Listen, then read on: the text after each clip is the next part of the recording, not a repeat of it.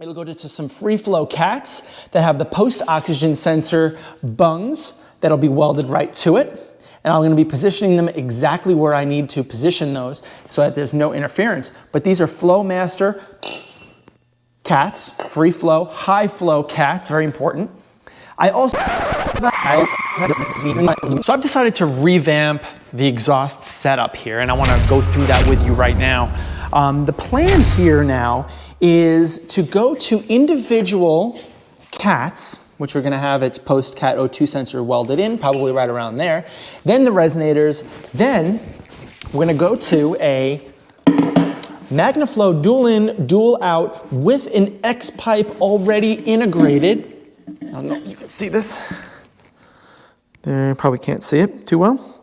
There is an X pipe already integrated into this muffler.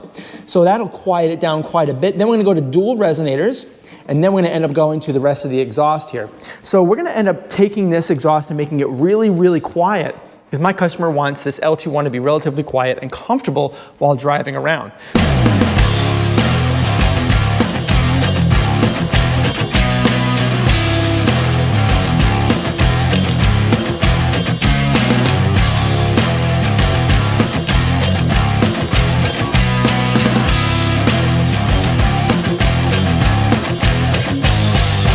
Taking a look at both of these cats as installed, I like where they sit, okay? And here's why. Because I don't quite know how I want to route both of these cats. I don't really know exactly how I want this and this one to meet up. This transmission is very low, so both of these pipes coming along this side might be the right way to go, but I'm thinking that perhaps it's easiest to route this guy this way, and then meet them up here. Where I'm going to end up having the muffler and then the resonators there. But right now, I think these are in really good position. I need to figure out where the oxygen sensors are going to go and tap into that. And then I have to install them. So that's not really going to be too much of a problem either. So I think I'm in a good spot right now to continue working on this exhaust.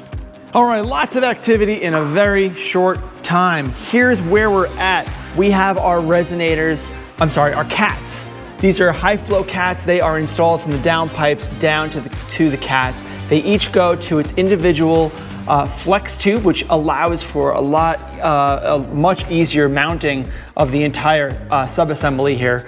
It'll allow for flex, and especially when you're welding, it's really good to prevent any misalignment when you're doing your final install. Then it goes to the 2.5 pipes. Goes to a Magnaflow 11386 muffler, has an integrated X pipe, which is awesome. That's exactly what we wanted. And then it goes out to dual Flowmaster glass packed resonators as well. So here, now we're working on getting the back side of the exhaust done. And I haven't revealed what I want to do back here and how I want to go to this factory exhaust location, but I got a pretty cool idea. So here we have our pipe coming out. This is a mandrel bent 2.5 inch 16 gauge tube that comes basically right out. We're gonna have another one that comes out on the other side. So it's basically going to hug the outside of the differential. And we're gonna be putting our V-bands in both of those tubes. And then those tubes are both gonna meet back up over here, where it's gonna then go to its muffler. So what we're doing right now is figuring out where we want this tube to live.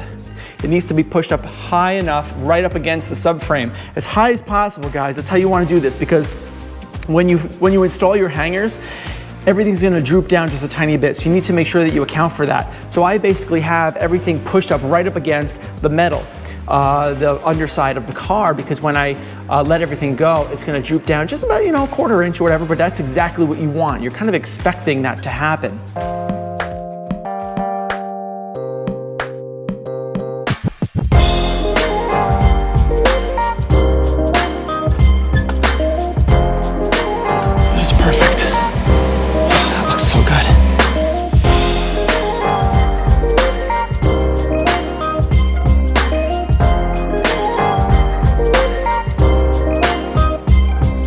We got 2 V-bands installed on either leg. That allows for the removal of the diff or the rear subframe if any service is required. The hangers are located on the rear subframe. There's one on this side for this leg, and there's another one right here on this side for this leg. I decided to use 1-inch square tubing for the hanger because it provides the least amount of play. And I haven't let this droop yet, but when I do, and I take off all these stands, you're gonna see it will slightly fall off of the very tight mounting that you see up here against the rear subframe. So we have independent removal for the muffler side, which we'll get to later, but we have hangers here, and we're gonna have another hanger on the muffler itself. So the whole suspension is going, the whole exhaust is going to be hanging pretty nice. Now let's take this thing down and see how far it droops.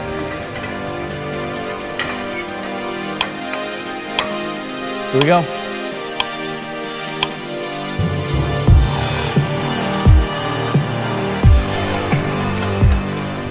So you can see the whole thing is shimmying back and forth like this, and that's okay. These are designed for that, right? These mounts are designed to go back and forth like this. And if you see the rest of the exhaust, you can't really see it because it's tucked up in there so much.